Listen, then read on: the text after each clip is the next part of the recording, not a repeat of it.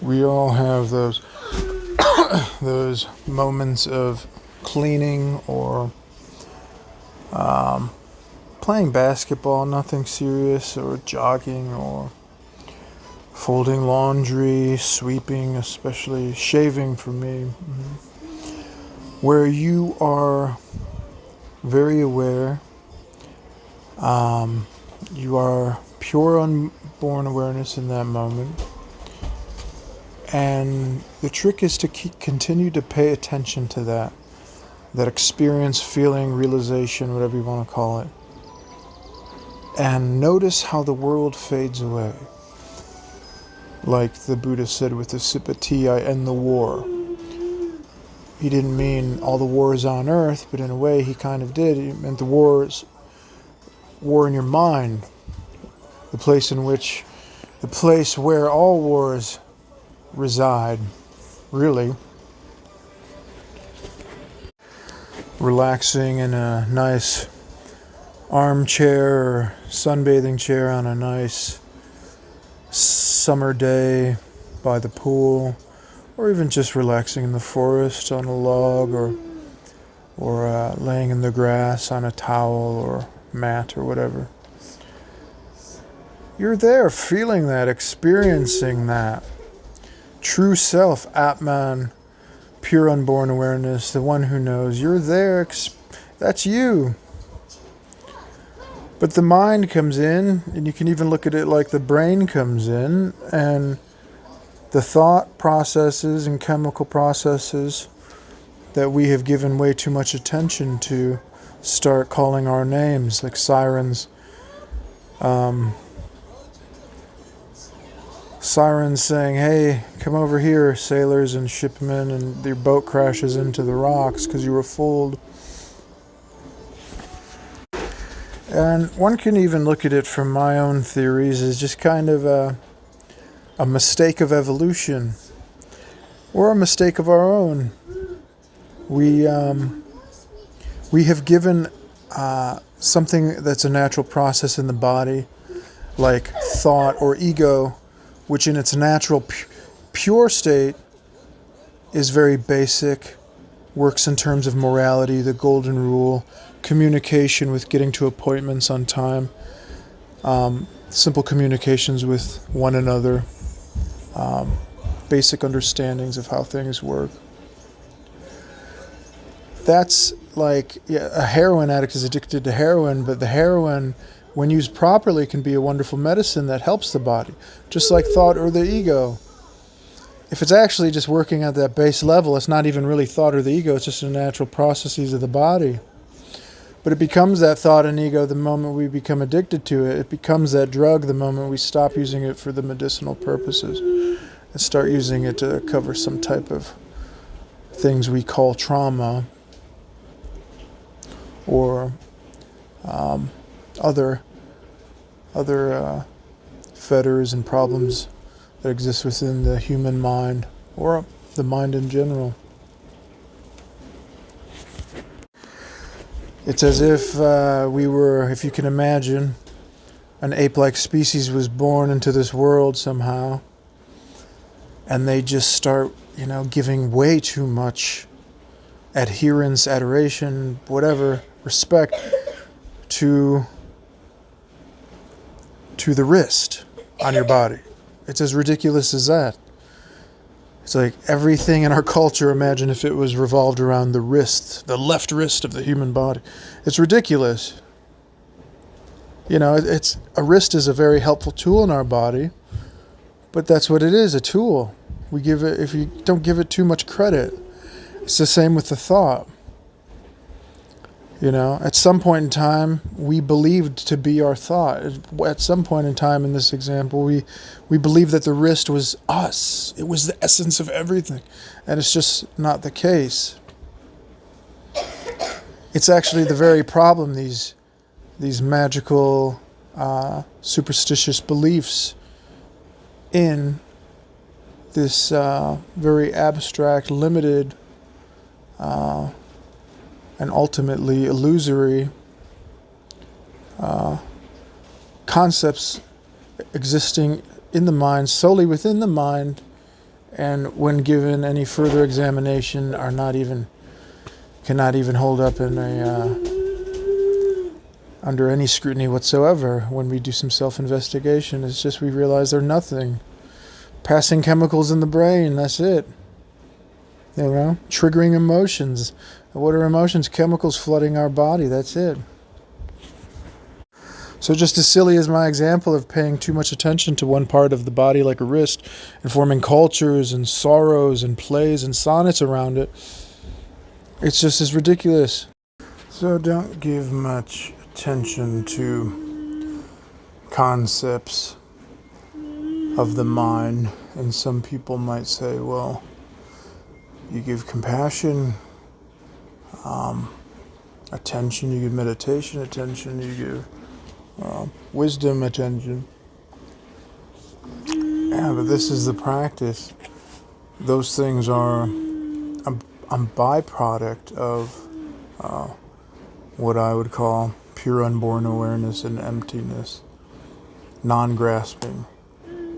The most important teaching of the Buddhas you can ever learn is the truth of suffering, non-grasping. And how does one act who's non-grasping?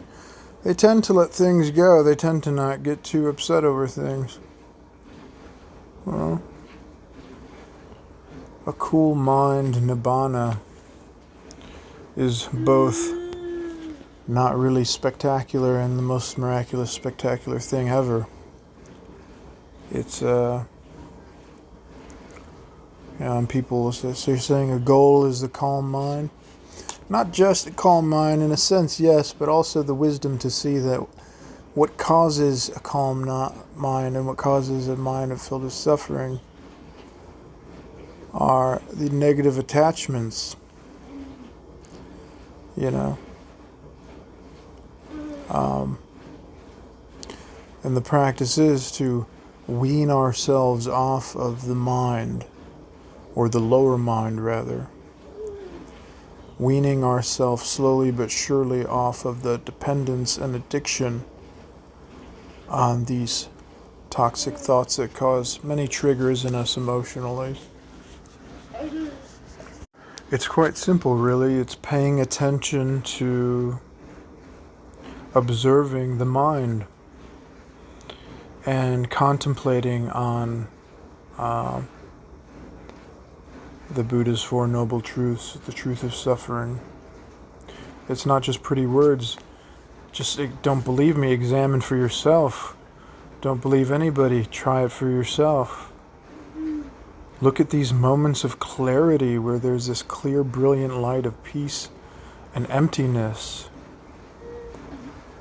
When cleaning, when walking, when forgetting one's self completely, when forgetting one's lower self completely, look at it.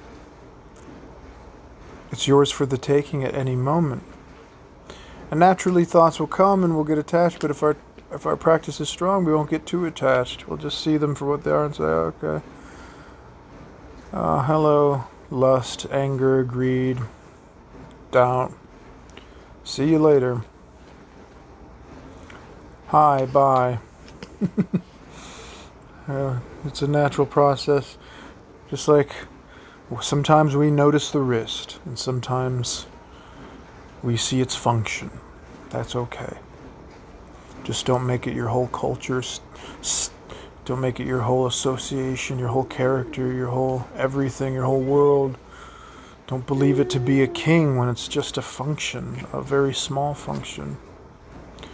Who's important? Yeah, but not that important, really, in the grand scheme of things.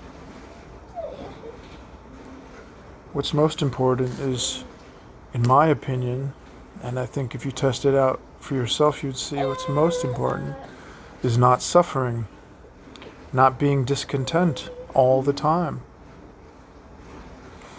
And good news, like Buddha Dasa Bhikkhu used to say, if you're living a happy life full of contentness, and if that's even a word, filled with happiness and joy all the time, then this isn't for you. You're not the ones who need to hear this then. In truth, I don't think that really exists, but that's just my opinion. I could be wrong.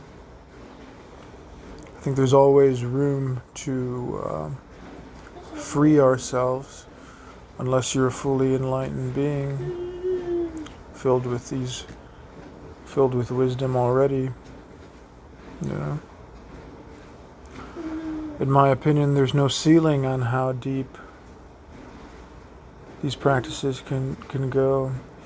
In my opinion, Nibbana is like a benchmark. It's like a very high level, and then you can keep going even further.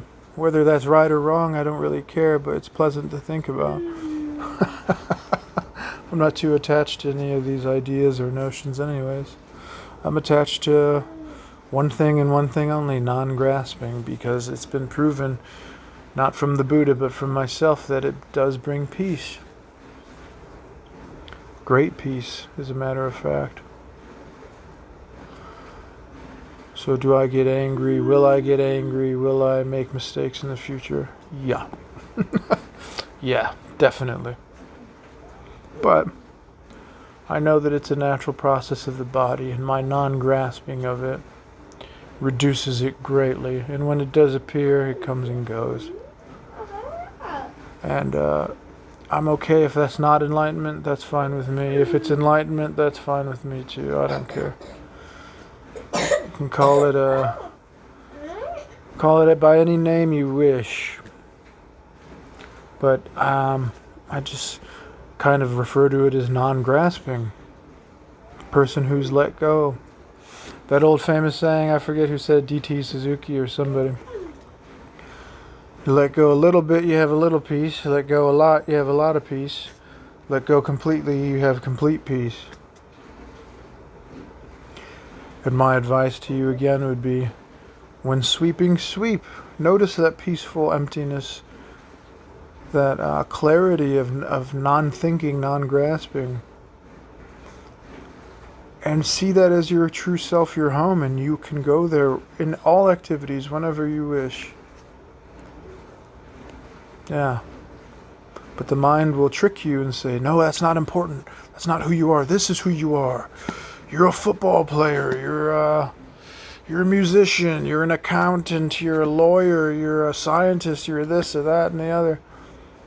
Don't believe it. Yes, we are those things on some base level, but we put way too much stock into it, and that emphasis on the way is because that's what causes the suffering, is the putting we overvalue these things, these natural processes. Throw them away, live a peaceful life. Live a life filled with pure unborn awareness and emptiness. You don't need to travel to be happy or at peace. You don't need to be seeking happiness outside yourself. You can be happy just in a room, a plain room, with nothing going on. Oh, but that's boring. No, boring is just a concept of the mind. Don't believe it. So you're telling me I have to sit in a room, in an empty room, and not be bored? I'm not telling you have to do anything. Go wherever you want, do whatever you wish. But you're missing the point if you're thinking in these ways. I would recommend baby steps. Try meditating once in a while. Try putting down the phone once in a while, sitting in the grass. Going for a walk in nature, exercising, yoga, whatever. Do it for 10 minutes. After a couple weeks, try 15, 20 minutes. After a couple months, try a couple hours. You may love it. You may understand all this nonsense I'm talking about. Yeah. That's all I got.